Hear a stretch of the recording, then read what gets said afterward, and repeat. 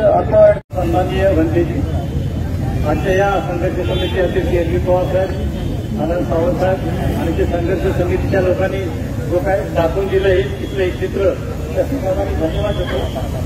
त्या सर्वांनी धन्यवाद देतो. आणि हा जो जनसागर आहे हा काही ठराविक कालावधीमध्ये आम्ही जन्म झालेला आहे. पण हा जो बुद्ध धर्म आहे हा जगातला पहिला एकमेव धर्म आहे, तो बुद्ध धर्म आहे.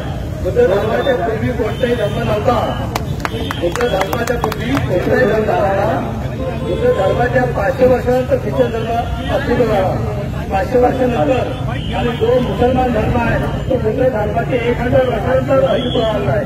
हिंदू धर्म आहे संकल्प धर्म आहे, तो 500 आणि 5व्या शतकानंतर स्थापन झाला आहे. त्यामुळे जगातला एकमेव हा पहिला प्राचीन धर्म आहे आणि तो रत्नागिरीमध्ये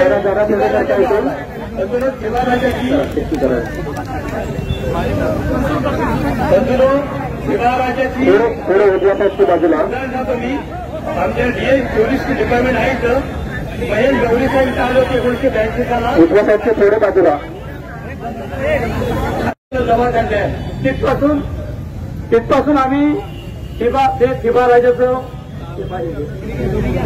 आम्ही हे पाहतोय. शिवाराजाची आम्ही विचार करतोय. आता म्हणतो ना बघा ना, हे आपले भंतेजी आहेत. गौतम बुद्ध ज्यावेळी त्यांना तेव्हा ज्यावेळी ज्ञान प्राप्त झाली त्यानंतर त्यांच्या मृत्यूपर्यंत महापरिनिर्वाणापर्यंत 16,625 दिवस ते जगले. 16,625 दिवस गौतम बुद्ध जगले. आणि त्याच्यानंतर त्या दरम्यान त्यांनी 82,000 प्रवचनं केली. 82,000 प्रवचनं त्यांनी केली.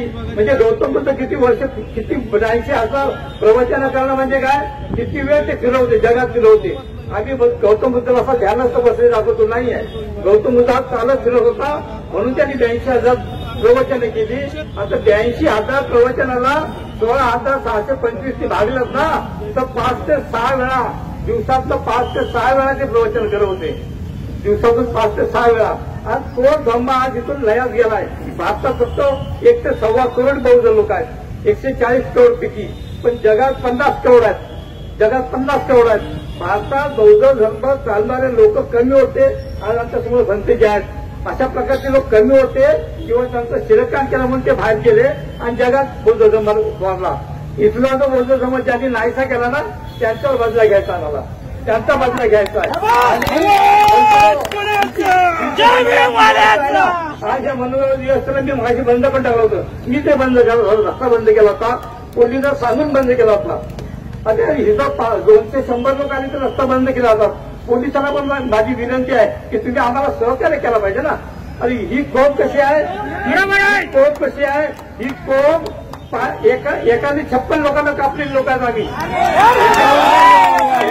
56 लोकांना कापलेली आहेत. आणि म्हणून ती म्हण आहे, अरे तुझ्यासाठी बघितलं 56, ही म्हण तेव्हापासून आहे. ही अशी कोप आहे. जर तुम्ही आम्हाला पोलिसांना पण विनंती करतो, तुम्ही आम्हाला डिवचू नका हो, आम्हाला डिवचू नका तुम्ही. आम्ही शांत तेवढे शांत कारण बुद्ध धर्म स्वीकारला आहे. ह्या देशात जन्माला आल्यापासून शांत आहोत. पण ह्याचा अर्थ असा नाही की तुम्ही आम्हाला दाबा लागाल. कोणते पालकमंत्री सांगेल की ह्याला यांचा उज्ज्वल करा, आम्ही ऐकून घेणार नाही. आम्ही वेळपर्यंत आताही तुरुंगात यायला तयार आहोत. आताही तुरुंगात यायला तयार आहोत. बंधूनो, आपल्या तिथं बुद्ध विहारच पाहिजे. कसं बांधायचं ते आम्ही बघू. आणि आता कालच मी त्यांची इंटरव्ह्यू पाहिली. इलेक्शन पूर्वी ते म्हणत होते की मी ही जमीन बुद्ध विहारासाठी ठेवली आहे. आणि काल काय म्हणतात ते, काल म्हणतात की नाही गव्हर्नमेंटची जमीनाची गव्हर्नमेंट परत घेऊ शकतं. आणि कुठचं गव्हर्नमेंट, तुम्ही पण आमच्या लोकांना हा इथला कलेक्टर, इथला एसपी, इथला सिव्हिल सर्जन, इथला जज हे सगळे जनतेच्या लोकांना नोकर, हे कोण मालक नाहीये. आमच्या पगाराच्या जीवावर, आमच्या कराच्या जीवावर तुम्हाला पगार मिळतोय. विसरू नका. तुम्ही आम्हाला सहकार्य करत राहायला पाहिजे. तुम्ही एवढे सगळे आल्याबद्दल तुमच्या सगळ्यांचे धन्यवाद देतो. आणि इथं थांबतो. जय भीम, जय भारत. अशाच नवनवीन घडामोडी पाहण्यासाठी 24 न्यूज चॅनलला आत्ताच सबस्क्राईब करा, शेअर करा आणि बेल आयकॉनला प्रेस करायला विसरू नका. आणि हो, तुमची प्रतिक्रिया देखील कॉमेंट बॉक्समध्ये नोंदवा.